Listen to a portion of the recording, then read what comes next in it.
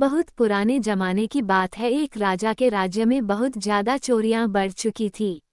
जिधर देखता था उधर ही चोरी की वारदात की खबर सुनने को मिलती थी। इतनी ज्यादा लगातार राज्य में चोरियां होने के कारण वहां के राजा बहुत परेशान हो गया था। इस कारण से वह अपने सेनापति से कहता है कि तुम तो जाकर पता लगाओ कि राज्य में कौन जीता ज्यादा चोरी कर रहा है, क्योंकि राज्य के सभी लोग चोरी के कारण परेशान है।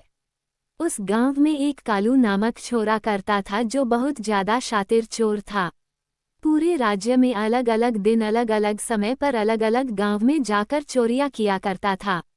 उस चोर को चोरी करने का आदत इतना ज्यादा था कि वह जहां भी जाता दिन दोपहर में ही चोरी कर भाग जाता था। हालांकि हुआ उसी राज्य के रहने वाला व्यक्ति था। उसका गांव का नाम सहारनपुर था और वह अपने गांव में भी बहुत ज्यादा चुनरिया किया करता था। एक दिन का कालू अपनी कैसे काम से जंगल में एक पेड़ के नीचे बैठा हुआ था।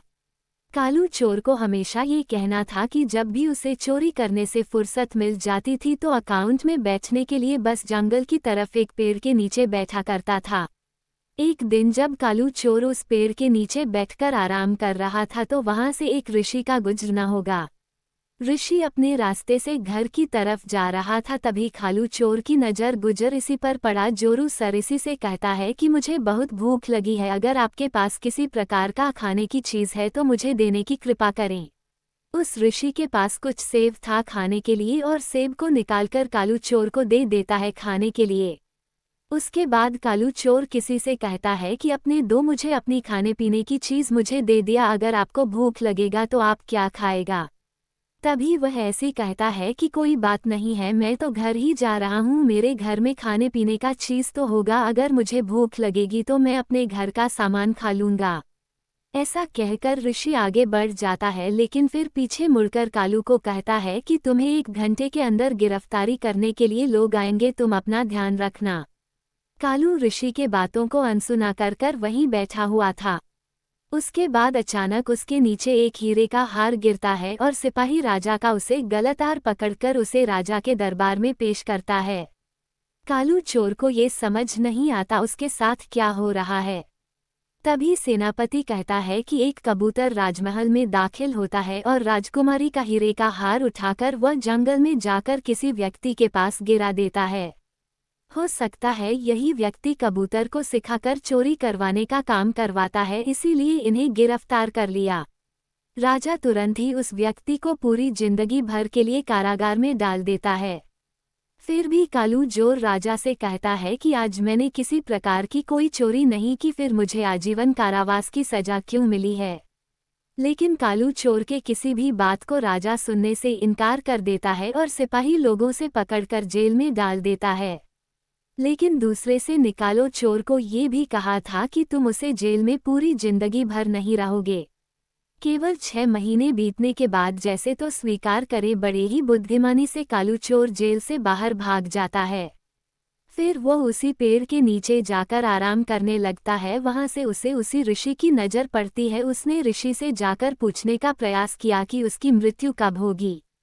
कालू चोर को लग रहा था कि वह अपने भाग्य तथा तकदीर को बदलने का। वह ऋषि से पूछता है कि मेरी मृत्यु किस हालत में होगी और कब होगी और कैसे होगी, इस बात की जानकारी मुझे दे दीजिए, मैं इससे अपनी मूर्तियों से बच सकता हूँ। तभी ऋषि कहता है कि तुम्हें सहारनपुर गांव से 20 किलोमीटर दूर एक बरगद के पेड़ के नीचे मटका दिया जाएगा 3 महीने के बाद। इस बात को सुनकर चोर अपने गांव से है मतलबी सहारनपुर गांव से बहुत ज्यादा दूर चला जाता है। वह अब वही रहने लगता है। कुछ दिन बीत जाने के बाद उसे लगता है कि सहारनपुर गांव तो यहाँ से 20 किलोमीटर दूर है और वहां जाने के लिए कोई ना कोई कारण होना चाहिए, तभी मेरी मृत्यु होगी। उसने अपने भाग्य को बदलने के लिए अपने दोनों पैर काट दिए हैं ताकि हुआ कहीं जा ना सके और तकदीर को बदल सके। 3 महीना पूरा होता है, उसके दूसरे ही दिन गांव में बहुत ज्यादा हल्ला मच रहा था, शोर हो रहा था, लेकिन वहां एक पागल घोड़ा पूरे गांव वालों को परेशान कर रहा था। कालू चोर घोड़े का घुड़सवारी का ज्यादा शौकीन था। वह बोले को काबू करने के लिए बाहर निकला और देखा कि घोड़ा आ रहा है। फिर वो कोई सर घोड़े पर बैठ गया। घोड़ा पागल था, वह तोड़ दे दो भी बहुत दूर निकल चुका था। घोड़ा इतना ज्यादा तेज दौड़ रहा था कि रुकने का जरा सा भी टाइम नहीं मिला।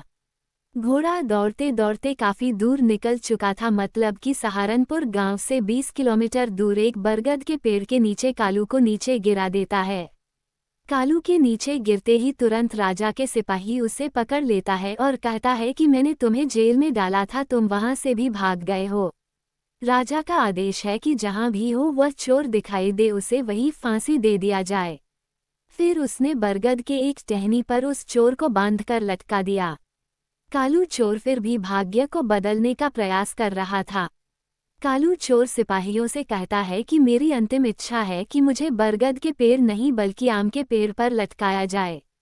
सिपाही तुरंत ही बरगद के पेड़ से उसे खोलने लगा। खोल दे एक बहुत ही जोर का झटका आया और सभी सिपाही वहां से गिर गए थे।